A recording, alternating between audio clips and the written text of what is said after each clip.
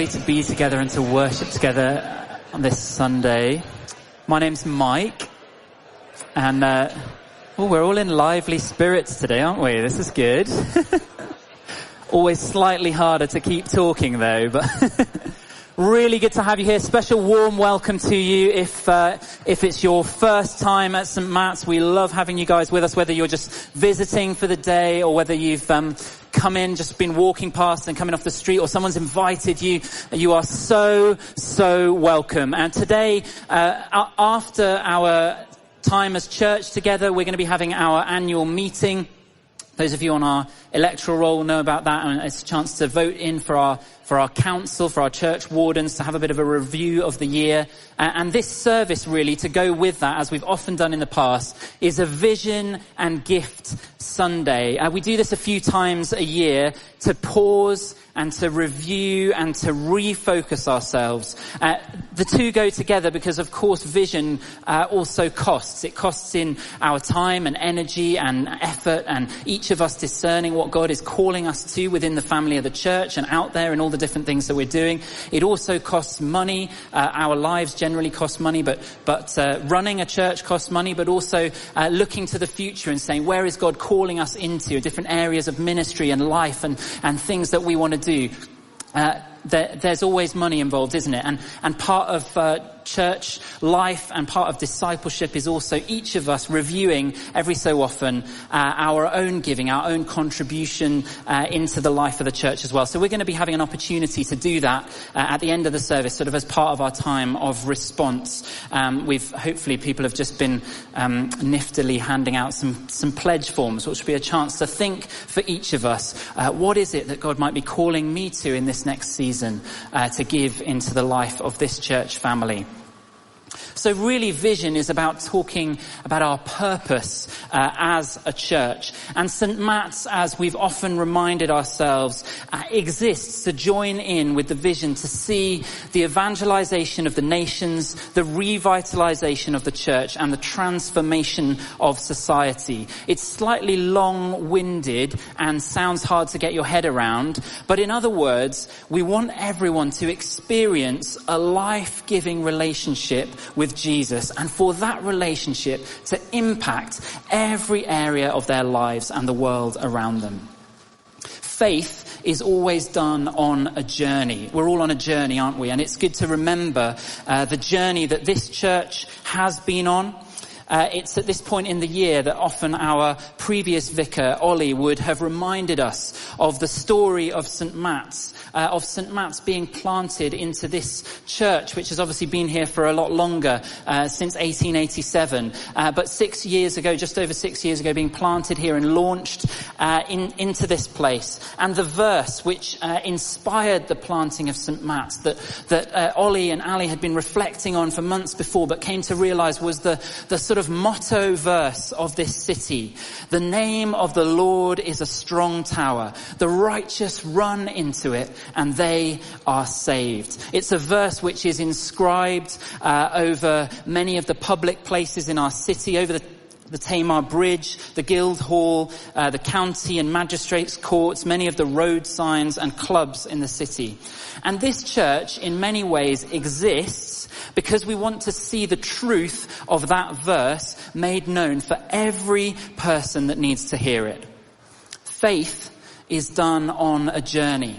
And this church will continue to take twists and turns on this journey. We've had COVID to navigate and all the things that came along with that. Changing times, financial pressures for all of us. Our vicar leaving 6 months ago. But our purpose is still to be here, as simply and effectively as we can, declaring that truth. The name of the Lord is a strong tower. That there is a God who is a refuge, a place of safety for all who would turn to him, for all who would run into his arms. And the reading that we're going to look at today, which is the traditional reading for this Sunday in the church's year, in the lectionary reading, it's a journey passage. One of the most famous biblical journey stories. It's a story of two disciples on a road trip.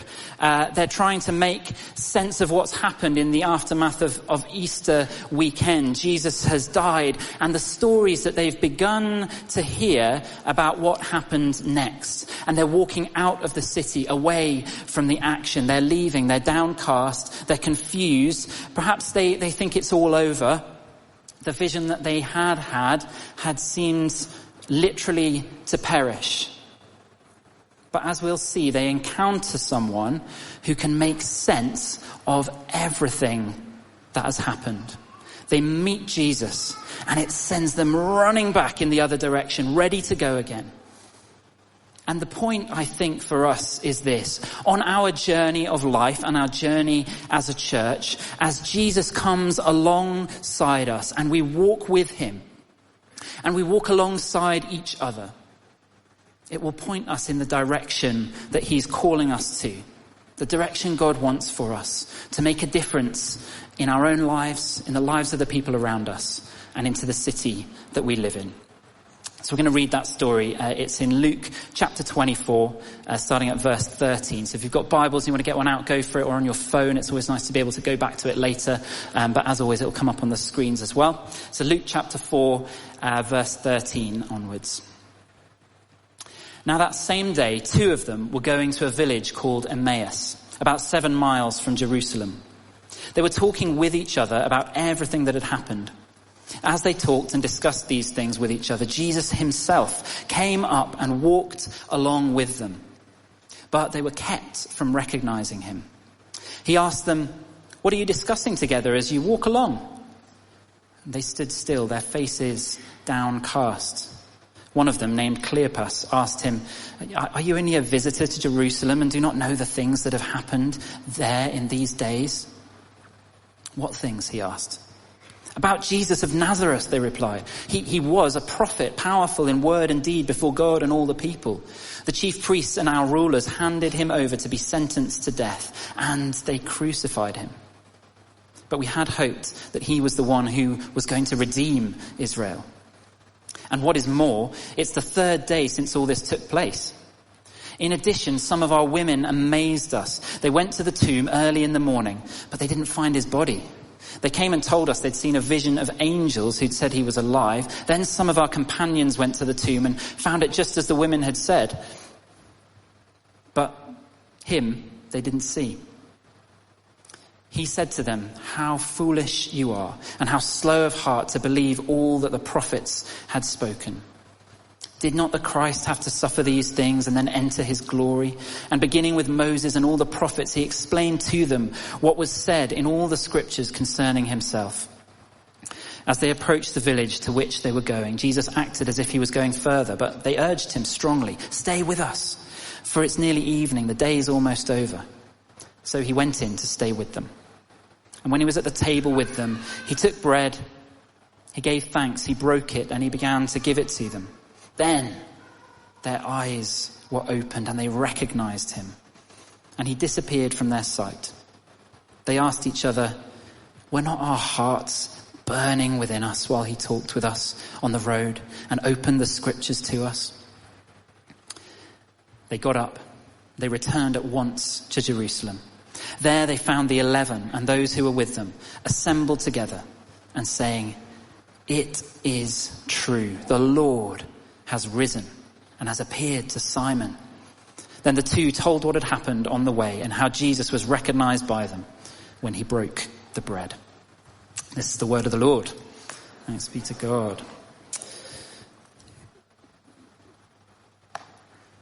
So the most important thing that I think the disciples discover on this journey is that they are walking with Jesus. And the first thing I want us to get our heads around is to walk with Jesus. The journey for the disciples is one of having their eyes open to who Jesus is, to the scriptures, to all that Jesus came to do, and most importantly, to his actual presence, him walking with them.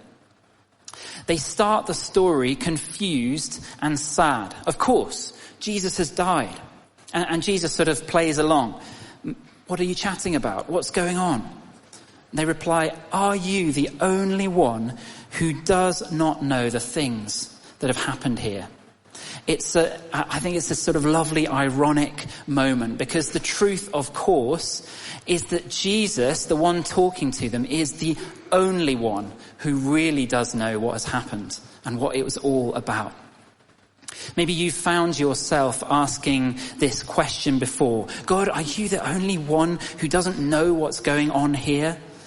Of all the turmoil in the world, in my life. But do you know that there is one who walks alongside you, who does know, who does see? Oh, I'd love to have been on that road as Jesus began to open the scriptures to them. Can you imagine that? Jesus himself unpacking the scriptures from the beginning and explaining what it all means and how it all points to him. And when they realize who he is, the one who ate dinner with them, who had obviously eaten dinner with them many times before, who they had lived alongside and broken bread with, real relationship with the God who is revealed in the scriptures, the God of the universe.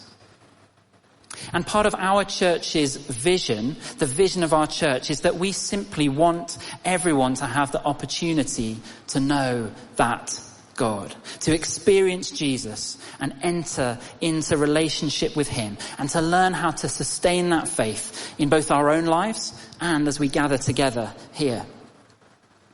I love the realization that they have as they encounter Jesus. They say this, were not our hearts burning within us while he talked with us on the road and he opened the scriptures to us? It reminds me of the story of John Wesley, the 18th century preacher, the founder of Methodism. John Wesley became a Christian, and recording the night of that happened in his journal on May the 24th, 1738, he wrote this. In the evening, I went very unwillingly to a church meeting. I wonder if there's anyone of us here who's arrived unwilling to a church meeting that we're going to be having later. I arrived to this church meeting in Aldersgate Street about 9:15, while the leader was describing the change which God works in the heart through faith in Christ. I felt my heart strangely warmed. Sorry to out you, but Roxy, my wife, has just texted me saying, me. She's the one who doesn't want to come to the meeting later. Sorry, that was mean. That's the trouble with having your phone on you. Now, that is not an invitation to any of you to send me messages while I'm preaching. Like, here's what you need to say next.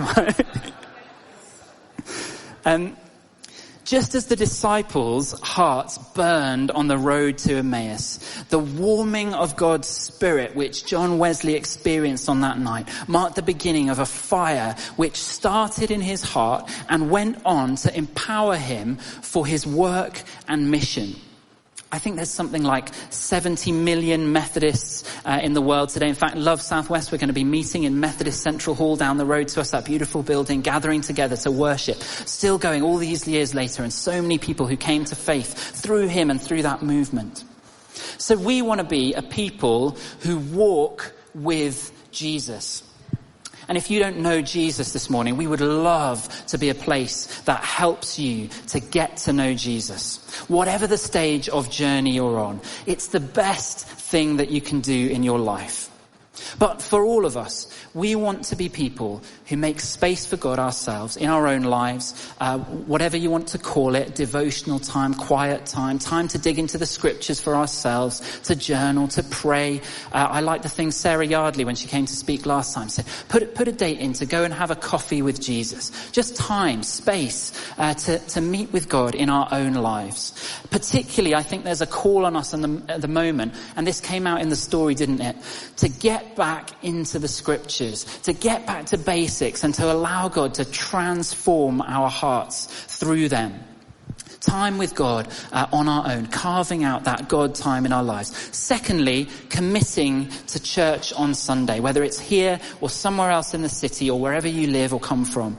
Going with others on this journey of faith. And we want to make these times places where we can meet with God in prayer, in worship, in digging into the scriptures together, meeting Jesus together. And let's be open when we get together that God might want to raise the spiritual temperature in this place, that just like the disciples in this story, we might find our hearts burning within us. God's vision for us and for this city is that as we go through this journey, we would walk with Jesus, that every person would have the opportunity to know him and to grow in relationship with him, walking with Jesus. Our next point, which is up already, well done. The second thing I think we see in this passage is that they walk together.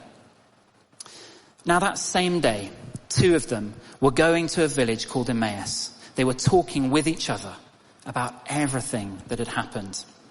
These disciples are heading on a journey and they're going with each other. Their spirits are low, but they travel together, trying to make sense of what's going on. We need each other, don't we? Yeah, we do.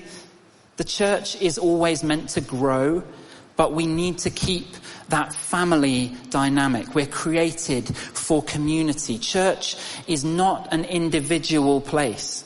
It's not lots of individuals getting together in the same place to worship God. It's a body. We've got to make this the place, the most welcoming place that we possibly can. Where each of us is not just looking inwards to ourselves and our own journey, or even to the sort of journey and life of our close friendship groups around us, but opening ourselves and drawing others in. And it's got to be a place where we spur each other on, where we look to build each other up. In fact, I've had a few sort of snippets of conversations with people and things going on recently around our church which have not been that. Sort of rumours and almost verging on gossip. And I don't often call things like that out from the front of church, but I think it's actually important at this time as we head through a vacancy. We don't have our vicar here. It's a vulnerable time. And it's all very well talking about being family, about walking together, but we cannot build family here if the way we deal with our frustrations, our disagreements, is in rumours and gossip and complaining. That's not to say that churches and each of us don't need to grow and adjust, but we're on a journey, all of us. But the way we do that is to dial in, not dial out. To live and to work and to talk constructively, not destructively. And most of all, which I think is the key in this passage, that it's only in allowing Jesus to bring the scriptures to bear on our relationships with each other that we'll begin to see and to grow in the truth. One of my favourite, I brought some children's literature along with me today. One of my favourite stories to read to the kids is this, on the night of the shooting star. It's a story about a dog and a rabbit. I won't read you the whole thing, but they live together like this in these two lovely little houses on opposite sides of the fence. You probably can't see it very well from there, but Bunny loves hot cocoa. And dog loves biscuits. And they go through their whole lives without talking to each other. They mind their own business. They do their own thing. And then one night when they're sitting out under the stars, they see a shooting star. And in the moment after the realization that they've experienced something together, it says all at once, the night sky brightens, a shooting star, zip, and then it's gone. Bunny looks at Dog, Dog looks at Bunny. They'd seen a shooting star, but now it's gone. Back in the little blue house, Bunny lies under the table and thinks about Dog and their shooting star. And she thinks for a long time. In the little red house, Dog sits on the chair and thinks about Bunny and their shooting star. And he thinks for a long time. And on the night of the shooting star, 2 doors opened. Bunny carried cocoa in cups carefully to the fence where Dog is waiting with a basket full of biscuits. "I could be your friend," says the one. "Yes, please," says the other. And they get to work digging a hole under the fence. In time, it's just the right size for the one to slip through and just the right size for the other.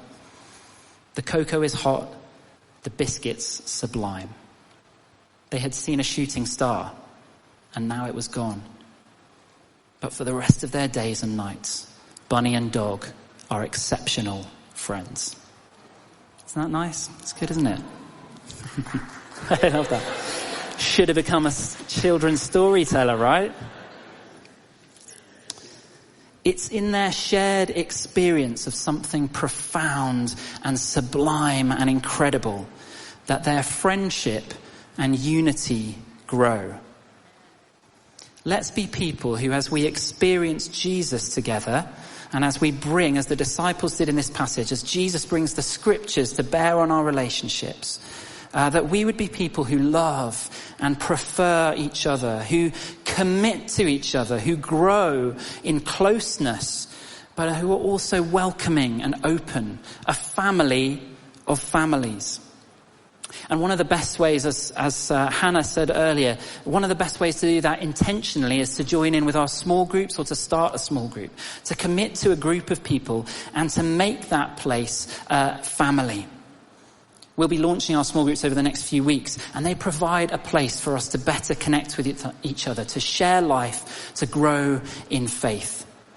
But let's also just be open in all the other relationships and spaces that we're in, leaving space for informal friendships, growing in hospitality and welcome, having people over for dinner, meeting up in the week, meals, walks, post-service drinks after this, for those who can't come to the meeting. I was chatting to someone in the week today who's got very close friendships in the church, and 2 of them who are very good friends made a pact that actually before speaking to each other and catching up with each other, they'd first speak to someone else who they didn't know so well.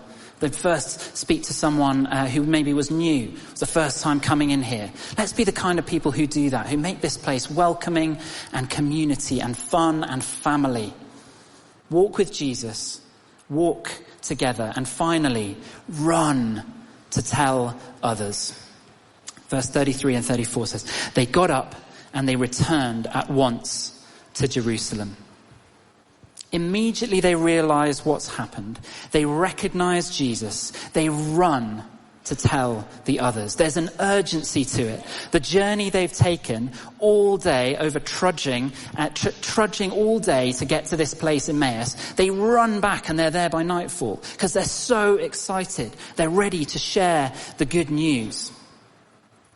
Ian Paul says on this passage in his commentary, the impulse to share good news needs no command or training, but simply flows from the excitement of their new discovery. The inward journey must always lead to the outward. Or in other words, our this way relationship has to lead to our that way relationship as we look around at the people in our lives and the city which we're called to serve.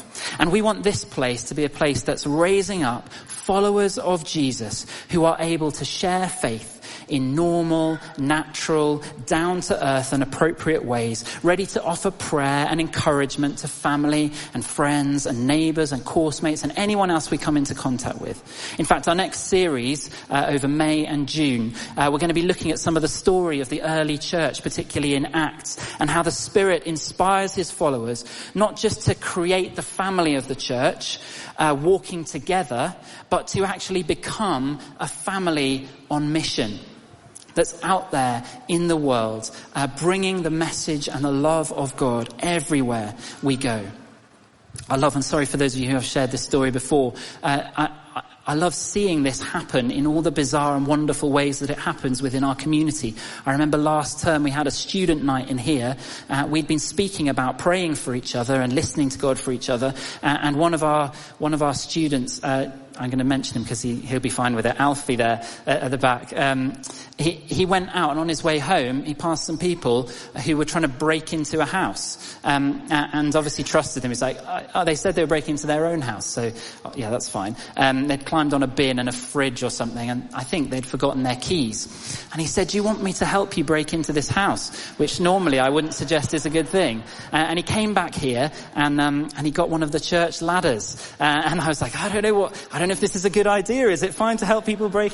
Anyway, he went back, got them in, they managed to get their keys and got in there, and then he brought them back here. We were all just sort of milling around, chatting about what had happened in that evening. And these guys came and they were interested. What's been going on here in this place? We said, well, we've been talking about praying for each other. Can we pray for you guys? And so some of the students gathered round, and myself, and we laid hands on these two guys and we prayed for them. And some of our students had a couple of words and pictures. We'd just been practicing that. Isn't that good timing of God? Had a few words and pictures for these guys. One of them, his name was Christian, and he'd grown up in a church family.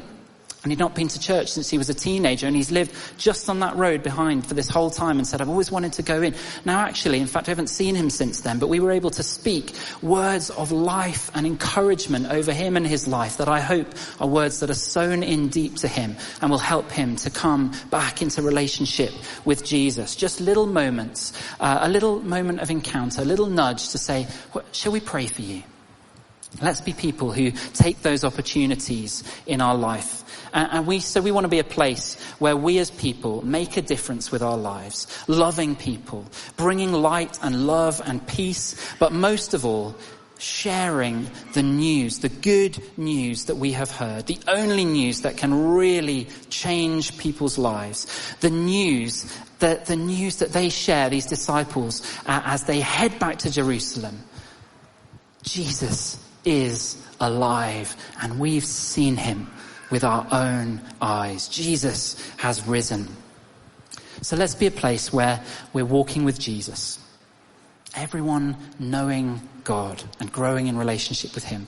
Where we walk with each other. Everyone finding true friendship, finding family. And a place where we run to tell other people, to make a difference in the lives of the world around us and the city that we live in. To make a difference. Some of the ways we can kind of practically do that and get involved here in committing in this family, as I've said already, get up and running with some God time in your own life. Commit to a Sunday service, joining together where we can grow and where God can raise the spiritual temperature in this place. Join a team, join or lead a small group, places where we can truly get to know each other and grow in friendship and family. And finally, and this is a vision and gift Sunday, the call on us also is to give into the vision and the life of this church. That's because vision involves giving. It mostly involves the way we give ourselves into it, but it also inevitably involves us giving financially as well. This passage, in a way, doesn't have much to do with money. Much of the rest of the Gospels do. But in a way, it has everything to do with money, in as much as the way we use our money is often an outworking of where our heart is at. As a church, we've always brought vision and giving together. And so how we use money is a sign and a symbol of how we sow into that vision, the vision that God has called us to as a church and community here. So our vision is simple. Help each person to come into relationship with God, and for that relationship, alongside our relationships with each other, to make a difference in this world, to send us running to the corners of the city with the news that we have, walking with Jesus, walking with each other, and running to share that good news.